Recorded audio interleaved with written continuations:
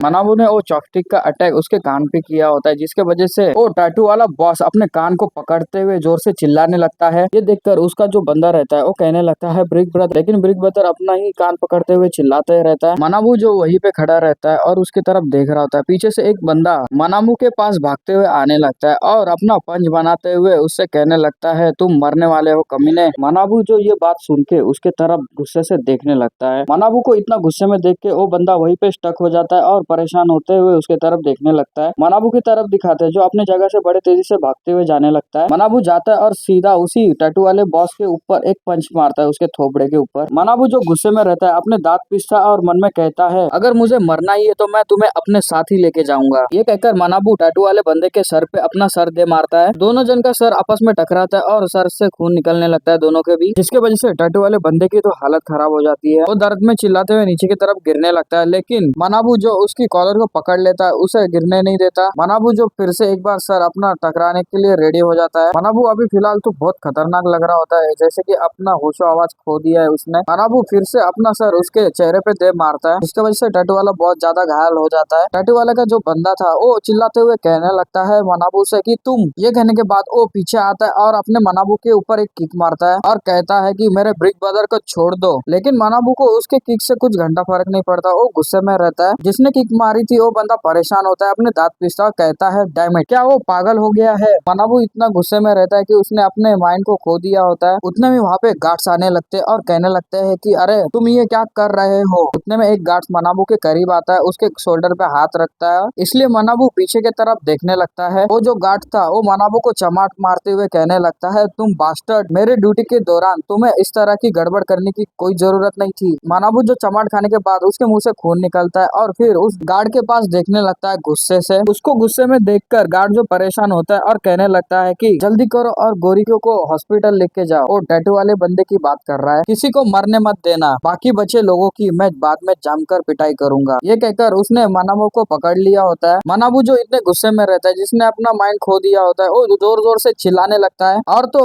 उस गार्ड के हाथों को झटक देता है और आगे की तरफ भागने लगता है। ये देख के दूसरा वाला गार्ड तो हैरान होता है कि उसने झटक दिया और आगे की तरफ भाग रहा होता है। जो पहला वाला गार्ड है जिसने अपने मनाबू को पकड़ा हुआ होता है, वो उसे भागता हुआ देखकर कहने लगता है कि जल्दी उसे काबू में करो, वो दीवार से टकराकर खुद को मारने की कोशिश कर रहा है। ये सुनकर जो दूसरा वाला गार्ड रहता है वो मनाबू को पकड़ लेता है और एक कैदी होता है उनकी मदद करने के लिए, वो भी मनाबू को पकड़ता है जोर से। मनाबू उनके हाथों से बचने के लिए झटपटाने लगता है और बहुत सारी ताकत लगा देता है, लेकिन वो उनके हाथों से निकल नहीं पाता, इसलिए जोर से चिल्लाता है, चिल्लाने लगता है और फिर बेहोश हो जाता है और सीन शिफ्ट होता है। हमें थोड़ी देर के बाद का सीन दिखाते हैं। हमें सलाइन को दिखाते हैं जो किसी को चढ़ा रहे होते हैं। वहाँ पे बेड पे अपना मनाबू रहता है जिसको पटिया लगाए होते हैं सर पे। मनाबू जो शांति से लेटा हुआ होता है, वहाँ पे जो डॉक्टर है वो कहता है ऐसा लगता है कि उसने जीने की इच्छा खो दी है, उसने कई दिनों से कुछ भी नहीं खाया है, हम फिलहाल उसे पोषक तत्व दे रहे हैं, लेकिन अगर ये सिलसिला जारी रहा तो उसकी जान को खतरा है। ये बातें वहाँ का गार्ड सुन रहा होता है। ये बात करने के बाद वो गार्ड डॉक्टर को बाहर लेके जाने लगता है। वहाँ पे एक बंदा रहता है जो झाड़ू मार रहा होता है, ओल्ड मैन। वो डॉक्टर और गार्ड को बाहर जाता हुआ देखता है और अंदर की तरफ मतलब अस्पताल में के रूम में आ जाता है झाड़ू मारते मारते। उतने में वो ओल्ड मैन दूसरी तरफ देखता है और मनाबू से कहने लगता है तुम्हें अपनी जान को ऐसे व्यर्थ में गंवाना नहीं चाहिए। मनाबू जो बेड पे लेटा हुआ होता है ये बात सुन के उसके तरफ देखने लगता है ओल्ड मैन के पास। ओल्ड मैन का अलग ही हो रहा होता है। वो कहने लगता है यदि तुम मर जाओ तुम्हारे माता पिता का नाम कैसे साफ करोगे और तो उनकी गलतियों का समाधान कैसे करोगे। ये बात सुन के अपना मनाबू हैरान होता है और उसकी तरफ गुस्से से देखने लगता है। फिर अपने बेड से उठते हुए कहता है क्या कहा तुमने। ओल्ड मैन जो वहीं पे झाड़ू लगा रहा होता है वो पीछे की तरफ अपने मनाबू की तरफ देखता है और कहने लगता है हंसते हुए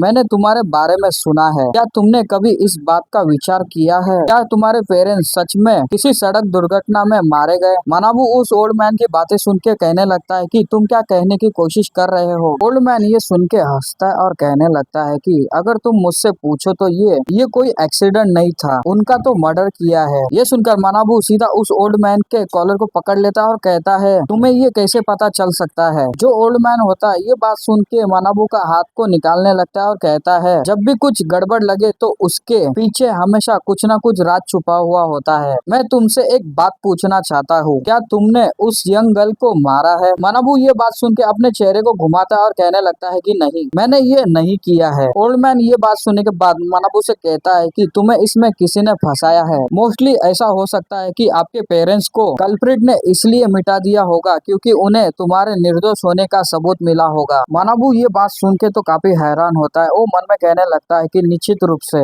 मुझे शुरुआत से ही कुछ अजीब सा लग रहा था, लेकिन ये किसने किया है और किस उद्देश्य से किया। मनाबू जो अपने माता पिता को याद करने लगता है और रोते हुए अपने दांत पीसता है। रोते रोते उस ओल्ड मैन से कहने लगता है कि तुमने सही कहा है, मैं अभी नहीं मर सकता जब तक मैं अपने पेरेंट्स का बदला नहीं ले लेता। ओल्ड मैन मनाबू की इच्छा शक्ति देखने के बाद स्माइल करता है। फिर ओल्ड मैन कहने लगता है मनाबू से, लेकिन तुम्हारी करंट स्टेज में तुम ऐसा कुछ भी नहीं करने के सक्षम हो। इसके अलावा गोरीकी पहले से ही सार्वजनिक रूप से घोषित कर चुका है, वो तुम्हें कुचल देगा। ओल्ड मैन की ये बात सुन के मनाबू कहने लगता है कोई बात नहीं, जीवित रहने का एक तरीका है। ओल्ड मैन ये बात सुन के हंसने लगता है और कहता है मानना पड़ेगा तुम्हारे पास बहुत हिम्मत है, मुझे ये काफी पसंद आया। अगर तुम सच में गोरीकी से बच निकलने में कामयाब हो गए तो शायद मैं तुम्हारी मदद कर दूं। ये सुन के मनाबू कहने लगता है कि कैसी मदद करोगे, किस बात की। मनाबू की ये बात सुन के ओल्ड मैन हंसता है और कहने लगता है कि ब्रेक आउट द प्रिजन, मतलब जेल से भागने के लिए। ओल्ड मैन आगे बात कर ही पाता उतने में उसे बाहर से कुछ आवाजें आती है, जिसके वजह से ओल्ड मैन डोर की तरफ देखने लगता है। फिर वो ओल्ड मैन घूमता है और हंसते हुए एक बुक की तरफ इशारा करता है और कहने लगता है जब भी तुम्हारे पास खाली समय रहेगा इस किताब को पढ़ लेना, एक दिन ऐसा आएगा कि ये किताब तुम्हारे बहुत काम आएगी। ये कहकर ओल्ड मैन वहाँ से जाने लगता है। हमारा मनाबू उस किताब को देखने लगता है और उसे उठाता है। मनाबू उस बुक को देखने लगता है जिसपे लिखा हुआ होता है मानव की शरीर रचना और उसकी कमजोरियां। मनाबू उस बुक को देखने के बाद उस ओल्ड मैन के पास देखने लगता है और कहने लगता है कि आखिरकार तुम हो कौन। ओल्ड मैन वहाँ से जाते हुए कहने लगता है कि मेरा नाम टूचिया है, माना मेरा नाम डिफिकल्ट है इसलिए तुम मुझे ओल्ड मैन ही कह सकते हो। ये कहकर ओल्ड मैन वहाँ से जाता है। थोड़ी देर के लिए वहाँ पे शांति होती है और ऐसे टाइम बीतता है। उतने में ही वहाँ पे एक गार्ड आता है जो डोर को तेजी से खोलता है। मनाबू जो बेड पे लेटा हुआ होता है वो वही किताब पढ़ने लगता है। वो गार्ड जो सामने देखता है मनाबू किताब पढ़ रहा है, इसलिए मनाबू से कहने लगता है तुम इतने फुर्सत से किताब को क्यों पढ़ रहे हो। मनाबू ये बात सुन के गार्ड की तरफ देखने लगता है। वो गार्ड अंदर की तरफ आता है, मनाबू की तरफ इशारा करता है और चिल्लाते हुए कहने लगता है मनाबू से तुम्हारे द्वारा जो मचाए हुए हंगामे की वजह से यहाँ की हालत बुरे सपने की तरह हो गई है। लेकिन मनाबू उसकी बातें नहीं सुनता, उधर ही सोया हुआ होता है, जिसके वजह से गार्ड परेशान होता है और चिल्लाते हुए कहने लगता है जल्दी करो और खड़े हो जाओ, 1 महीने के लिए एकांत में जाके अपना दिमाग को शांत करो। अगर तुम इतनी बुरी तरह से मरना चाहते हो तो फिर जाओ और जितनी चाहो उतनी देर वहीं पे मर जाओ। और ये कहकर वो गार्ड मनाबू को एक प्रिजन में धक्का देके अंदर डाल देता है। मनाबू जो प्रिजन के अंदर चले जाता है वो गार्ड दरवाजा बंद कर लेता है बाहर से। गार्ड वहाँ से चला जाता है। मनाबू कुछ देर के लिए वहीं पे खड़ा रहता है।